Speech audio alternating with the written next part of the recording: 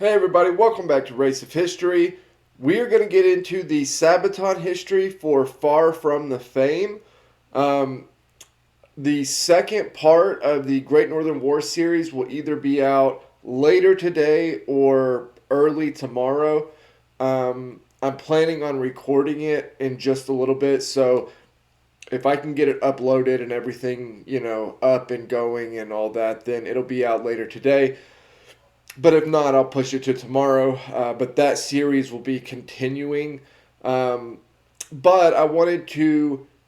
We had just done the Far From the Fame song, so I wanted to do the Sabaton history before we got too far from it.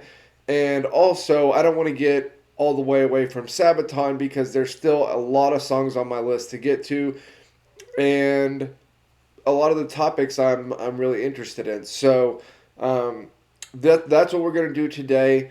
The Discord link will be in the comments below. I've talked about this the last couple of videos, but we are building kind of a community on Discord. It's just taking the conversations from the channel and other general topics or geopolitics or whatever, and moving them onto the Discord. So if you want to join, I'll put the link down below. But with all that being said, let's get into it. Sabaton history, Far From the Fame. I'm Indy Nidell. And I'm Joakim from Sabaton, and this is Sabaton History.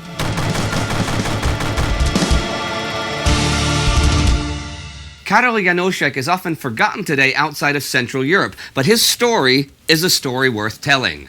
And our song Far From the Fame is about his tragic but heroic life.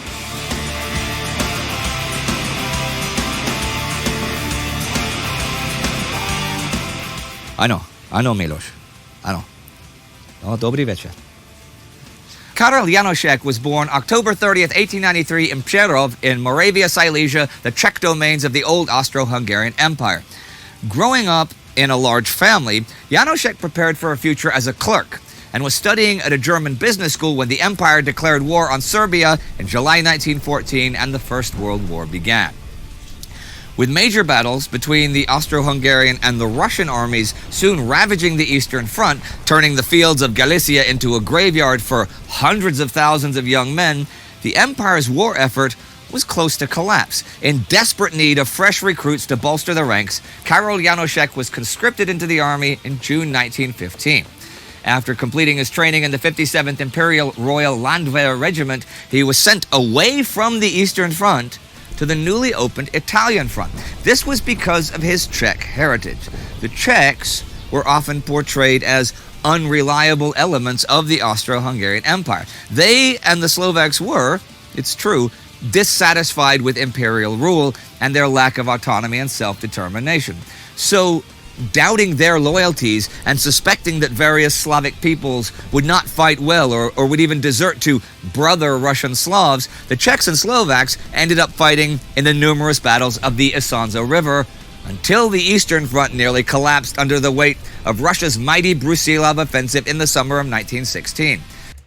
Yeah, we've talked about the Brusilov offensive in a couple of videos, but it ran into the same problems that a lot of other offensives ran into in the time, which was everything was so bogged down that if you had an offensive that had real success, it was really hard to keep the supplies and everything at the pace of the offensive, right?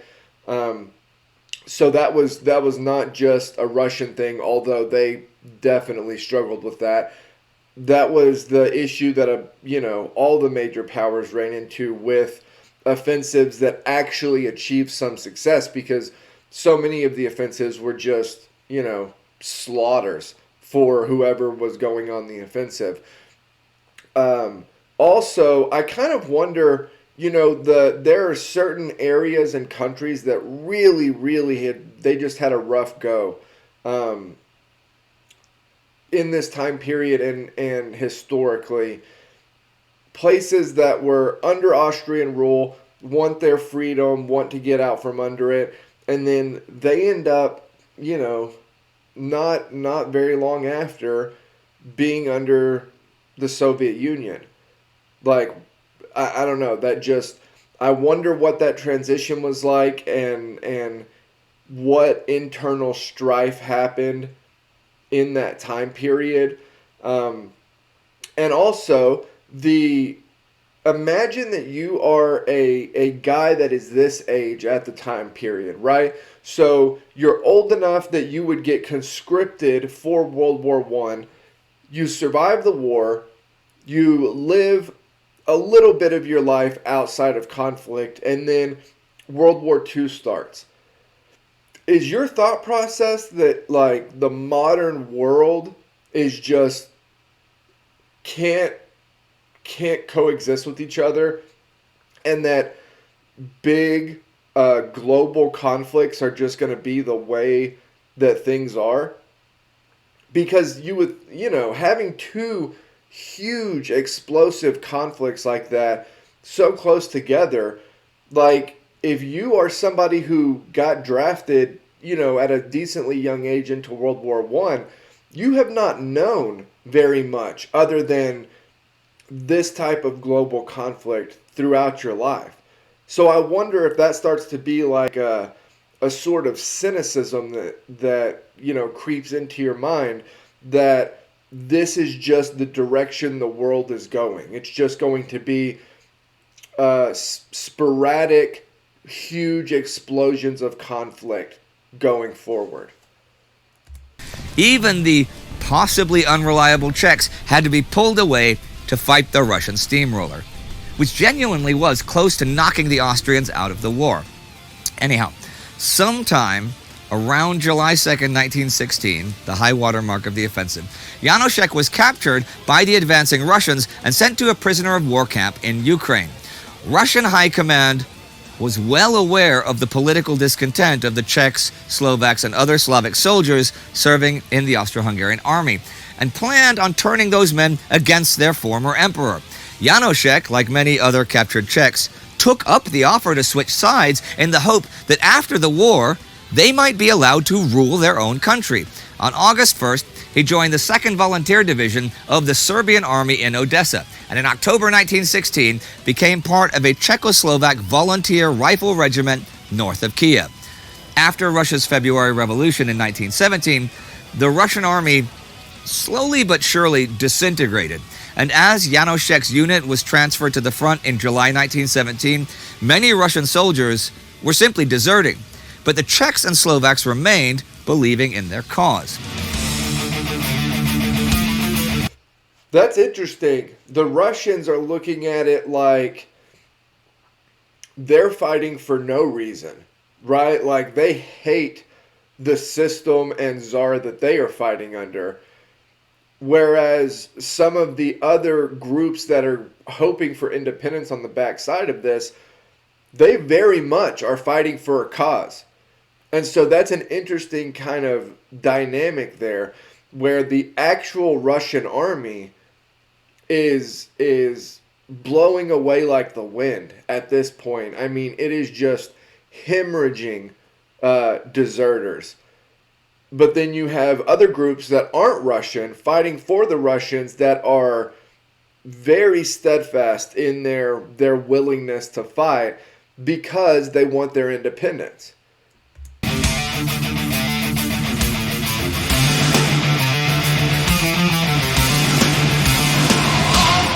In the Battle of Zborov, they proved their worth, breaking through the Austro-Hungarian lines on a broad front and taking hundreds of prisoners in the process. It became a huge PR victory too, and the beginning of the legend that was the Czechoslovak Legion. Janoušek himself was wounded on July 18th and did not see any further action until after the October Revolution tore Russia apart. The anti-Bolshevik faction of the Legion refused then to surrender their arms. Fearing for their lives, they were forced to become involved in the Russian Civil War, since the way to the west was blocked by both Bolsheviks and Austria-Hungary. They captured an armored train and fought their way east to the Pacific Ocean and all the way around the globe until they finally made it to Prague in February 1920. Wow. The mythos of the Legion and the overall Czechoslovak army was an integral part of the new state that was named Czechoslovakia. That is incredible. That is incredible. They couldn't go west. Obviously, they're blocked from going west.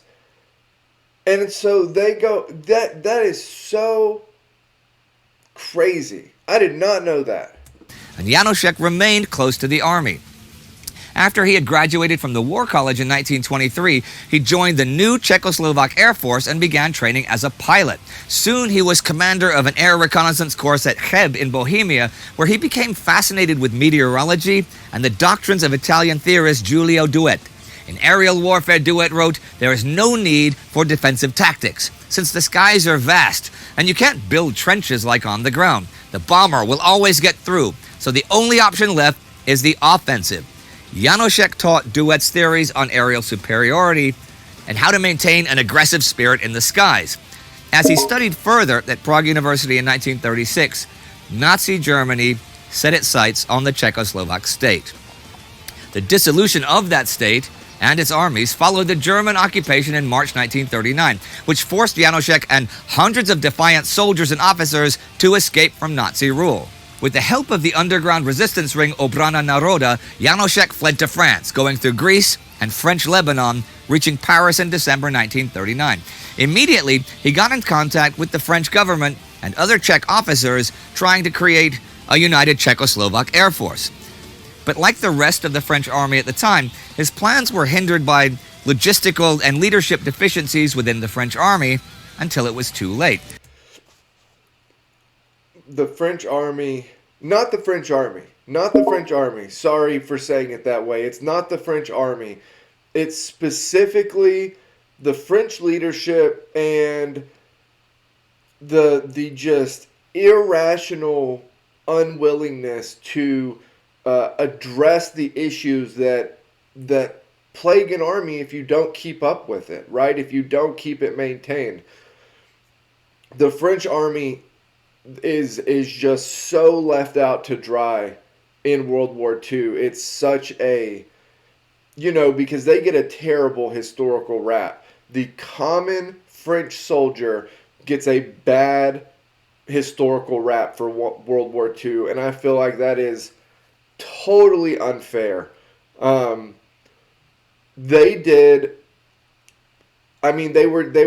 were totally left out to dry by their superiors. The military hierarchy in French made no decisions, and then bad decisions and slow decisions. Like, it's just, the French army was fighting with their hands behind their back the whole war because of their leadership. And I hate that they get, that mark on them historically.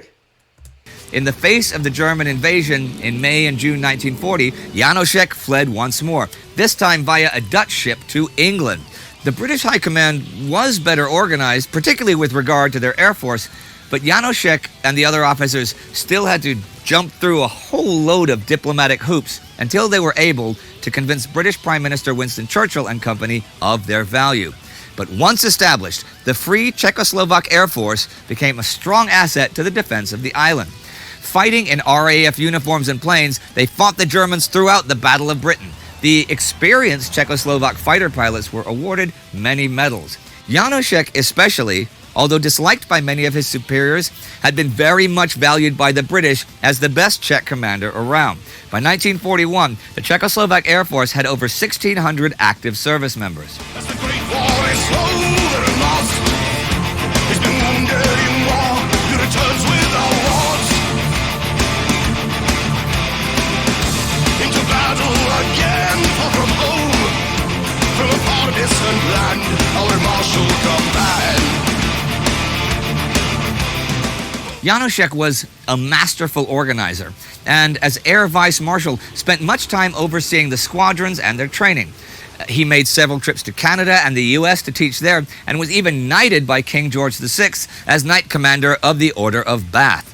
In a speech to the British people, he emphasized that in their common fight against fascism, it was the qualities of liberty, decency, kindness, and common sense that made life worth living.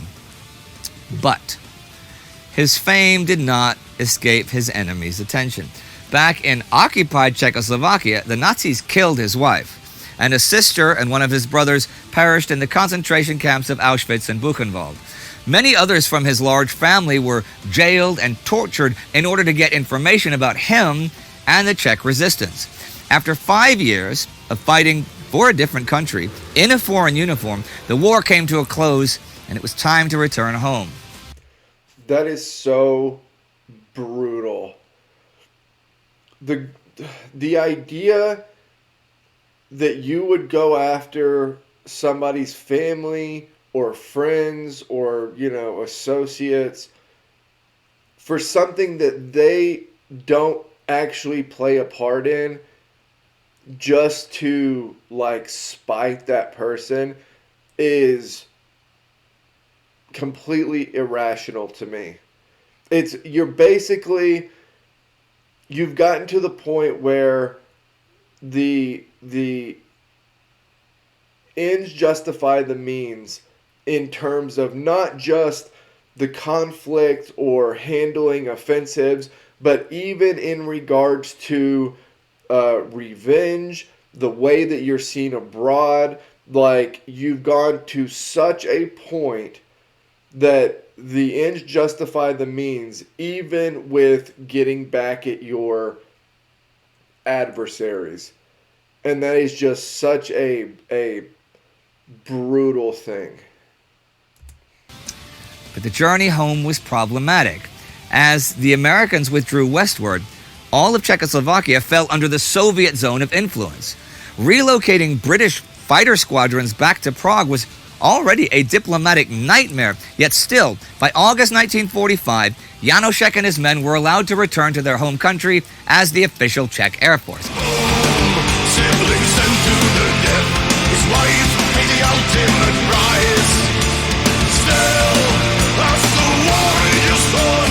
You are our guide. However, although the Nazis were gone, the country was by no means free. The supposed alliance between the Soviets and the Western Allies was breaking apart mere months after the end of the Third Reich. The Czech Communist Secret Service monitored every step Janoušek and his pilots made, and every man who had fought for the Western Allies was now suspicious, especially Karel Janoušek, who kept in contact with the British. He was put on a list of potential threats to the regime. The situation worsened dramatically after the coup of the Czech communists in February 1948. Backed by the Soviets, a wave of terror and persecution swept through the country. Tens of thousands were condemned in political show trials, and around 6,500 of them were executed, although the exact number is unknown. Janoušek lost his job, and as it was fruitless for him to find any new position in the military, he decided to flee the country once again. But this time, his escape attempt was betrayed by a double agent. He was arrested and quickly court-martialed as a traitor and deserter. The communists stripped him of everything, his rank, his awards, even his doctorate, and sentenced him to 18 years in prison. While in prison, a guard offered to help him flee. But although Janoušek refused, his sentence was increased to life in prison. In 1955, the political mood shifted again, and Janoušek's prison sentence was reduced to 25 years, and he would finally receive an amnesty in 1960.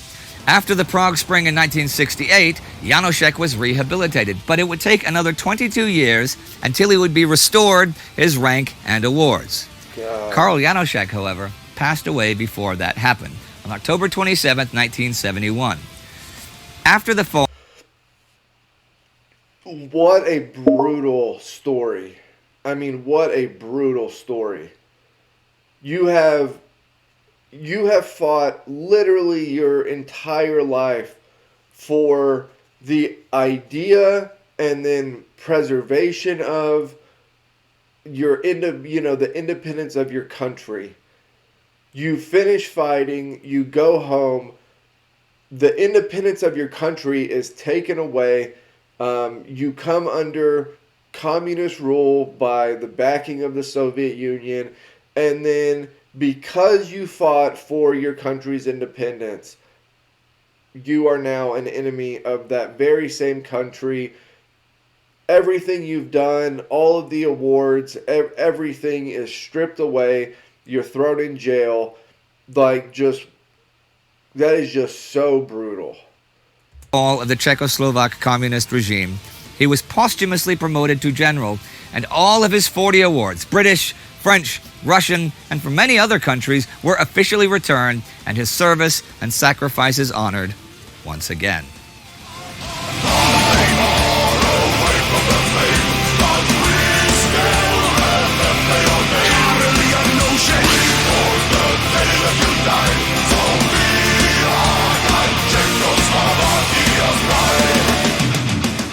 Czech or Czechoslovakian, that's got to mean something particular to just you, right? Yes, Czech beer lies very close to my heart. Okay, well there is that, but there's also, I assume, a lot of your hardcore fans know that you are half Czech, but maybe the casual ones do not know that. No, Yeah, I've had people in the comments tell me about that, about his Czech background. I didn't know that. my mother is Czech by birth and lived there until the 70s sometime. Okay. When a Swedish guy was there building, I guess, department stores and air conditionings and freezers and coolers. Yeah? And he did a little bit of a import. Uh-huh. And which border did she escape across? Escape. I think he smuggled her in the Freon tubes. Oh, in the little ones? Yeah, Because you only got a little mother. Oh, yeah, no, but he kind of put it up, cut it into pieces, and And you can do that with Czechs. You can stick them right back together. Yeah, it's like Lego, easy as fuck. Yeah. And we're getting off topic. We are getting off topic. Anyhow, back to Far From the Fame. Okay. Well, stop laughing. Tell us about the song, and then is there anything? There's something unique about each of the songs. Of course, we can talk about all of them, but something that comes to mind about Far From the Fame. Well, actually, the idea was given to us by our booking agent in Czech Republic, Okay. George, Gigi, in Czech. I just couldn't believe the story when I read it. Yeah. And that song was basically written really fast. And it's the first time, actually, you can hear Chris play guitars.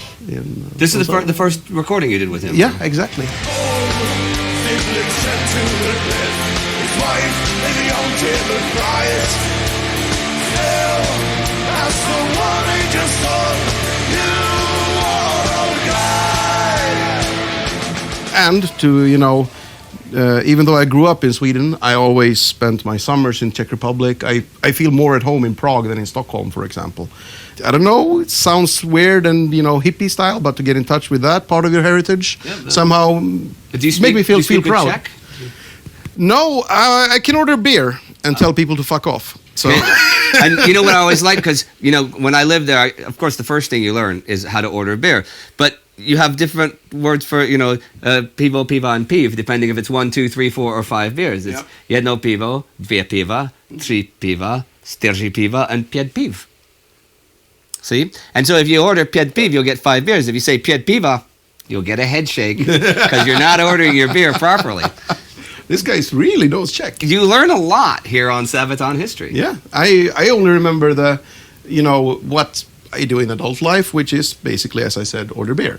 But I also remember these things from when I was a kid, and what was on TV, and the nursery rhymes and weird shit like that. Wow. So ententiki, dvašpaliki, čertvilečels, elektriki, and that one is still with me. Kočka lesediro, a couple of other things. And I still have the memory of this little guy on a unicycle cycling the moon and saying Dobranoc, good night to all the kids. So it's weird how that stuck with me. Yeah, it's probably because I started ordering beer. I don't remember anymore. That actually makes a lot of sense. Okay, because I never got past 5. No? No, I can count higher than that. Okay. So. But, what? Oh, you want us to wrap it up? We can talk about this forever. Okay, that is Far From the Fame, and that is it from Sabaton History for this week. Nasledano. Nasledano.